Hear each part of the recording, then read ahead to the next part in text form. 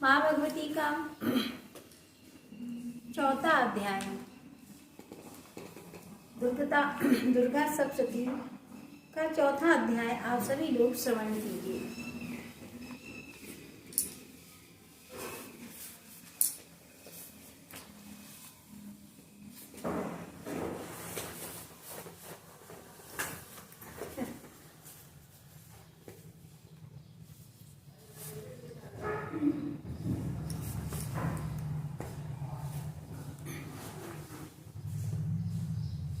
माँ भगवती का चौथा अध्याय।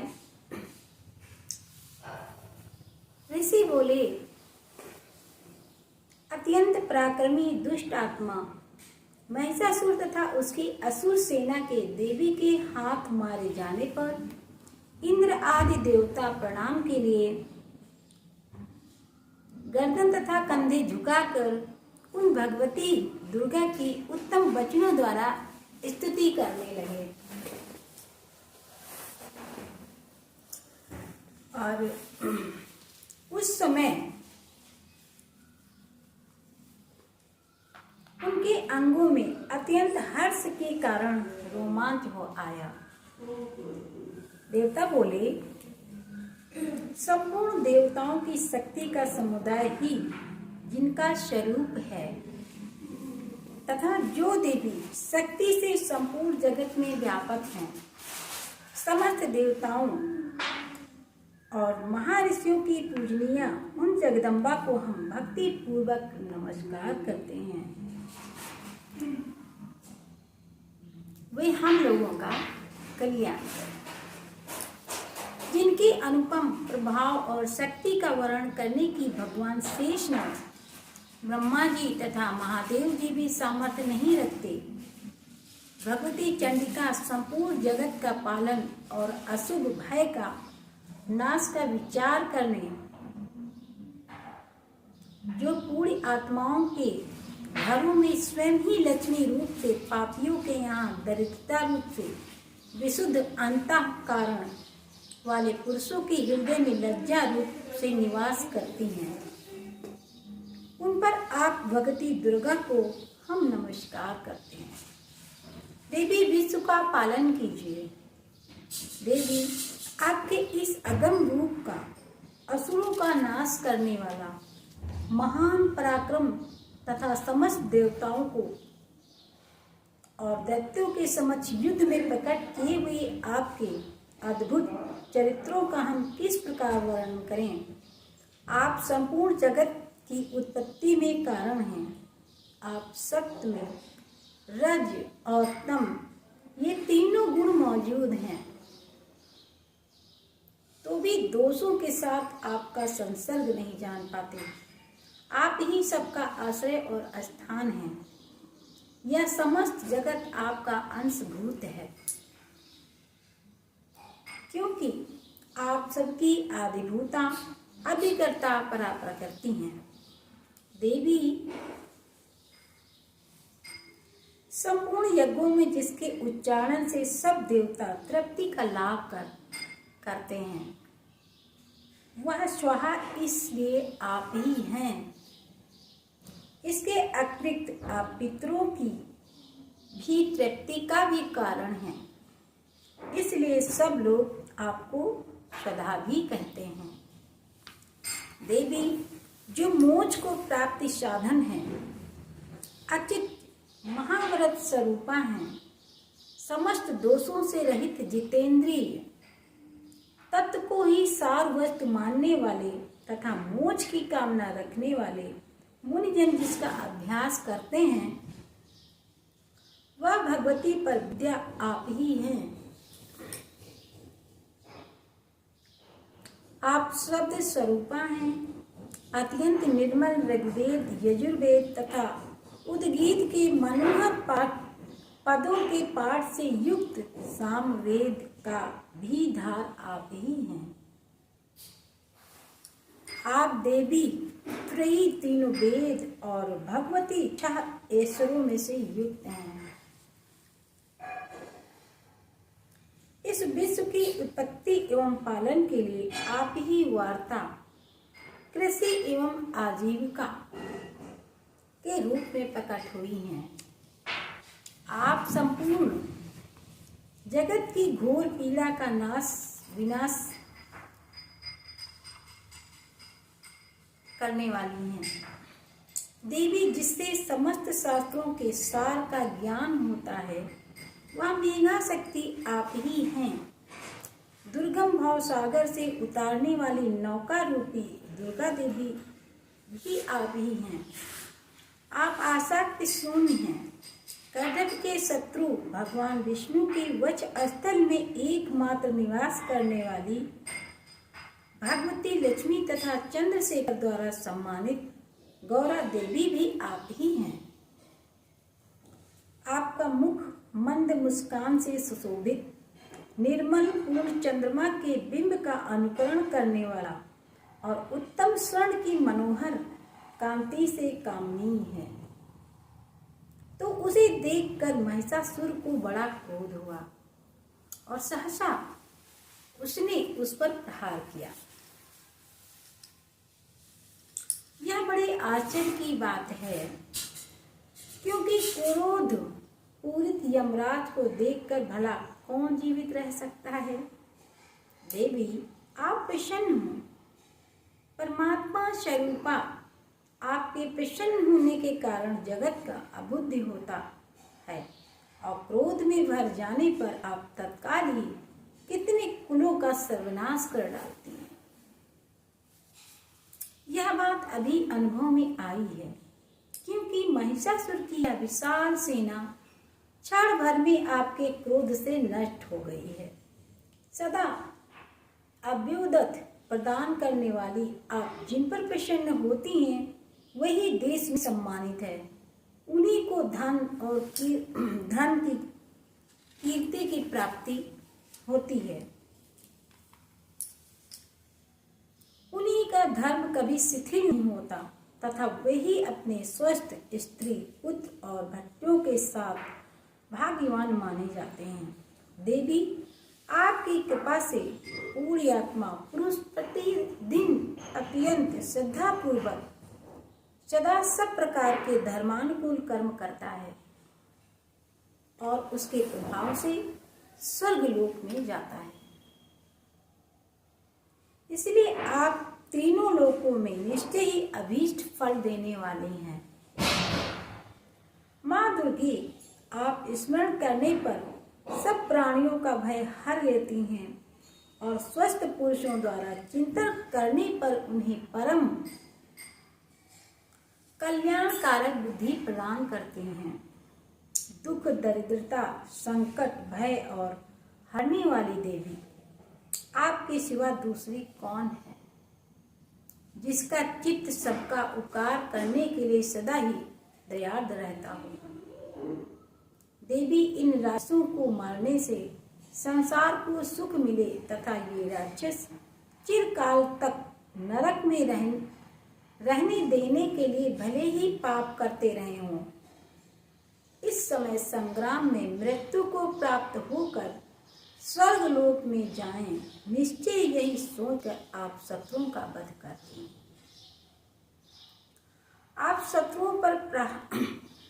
शस्त्रों का प्रहार क्यों करती हैं? समस्त शस्त्रों को दृष्टिपात मात्र से ही भस्मसात क्यों नहीं कर देती?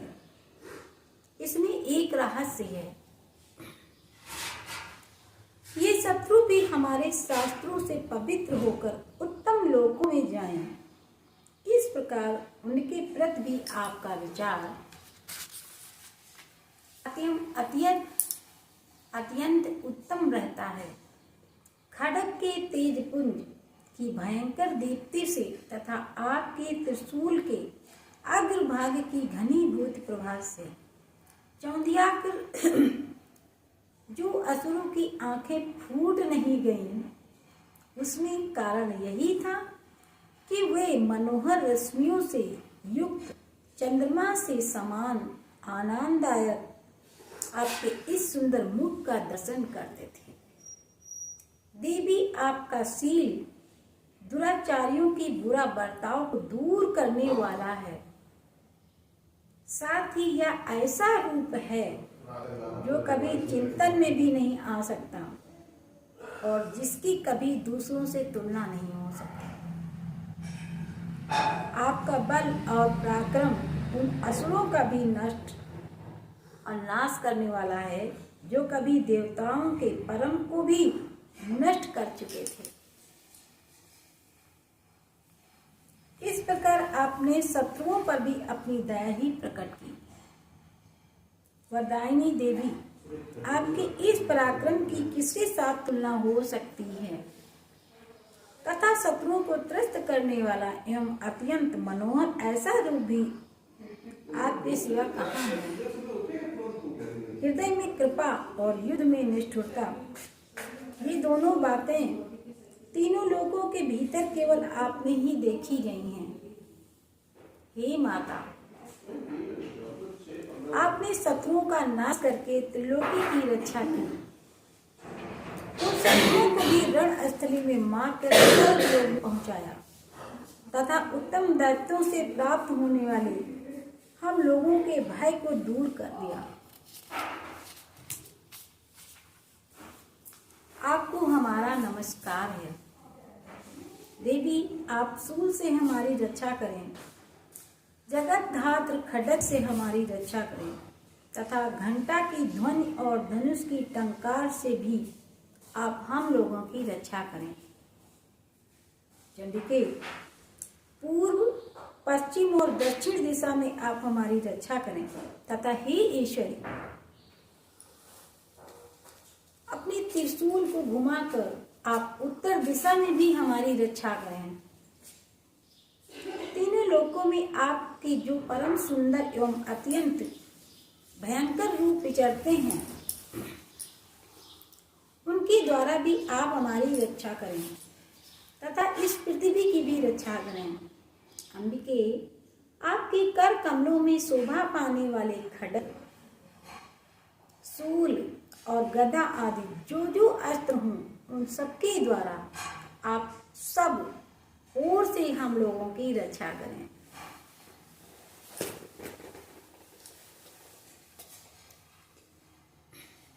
ऋषि बोले, इस प्रकार देवताओं ने जगदम्बा दुर्गा की स्तुति की और नंदन वन के दिव्य पुष्पों एवं गंध चंदन आदि के द्वारा उनका पूजन किया।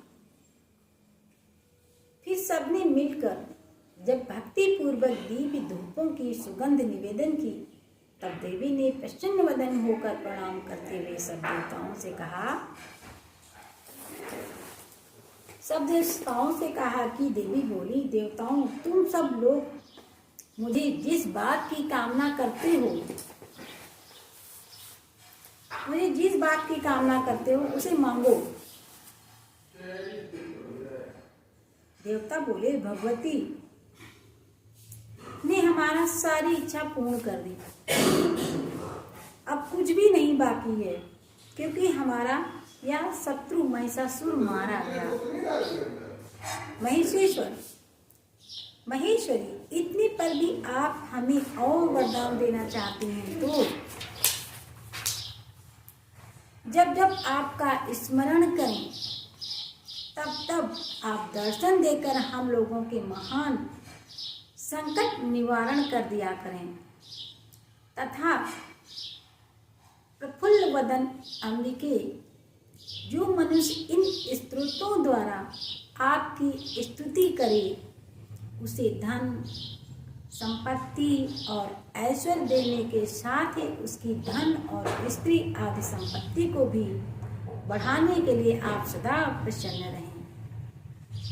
ऋषि कहते हैं, हे राजन, देवताओं ने जब अपने तथा जगत के कल्याण के लिए भद्रकाली देवी को इस प्रकार प्रसन्न किया, तब वे तथार्थ कहकर अंतर्ध्यान हो गई। हे भूपाल, इस प्रकार पूर्व काल में तीनों लोगों का हित चाहने वाली देवी जिस प्रकार आपने देवताओं के शरीर से प्रकट हुई थी, वह सब कथा मैंने कहा सुनाई। अब पुनः देवताओं का उपकार करने वाली वे देवी असुरों तथा शुंभ निशुंभ का हनन करने एवं सब लोगों की रक्षा करने के लिए गौरी देवी के शरीर से जिस प्रकार प्रकट हुई थी, वह सब कथा मेरे मुंह से सुनो और मैं उसका तुमसे वर्णन करता हूँ। इस तरह से दुर्गा सप्तशती का चौथा अध्याय संपूर्ण हुआ है और आप श्रवण करिएगा। अगर पूजा के साथ कर सकते हैं तो और भी अच्छा है, नहीं तो आप श्रवण भी कर सकते हैं।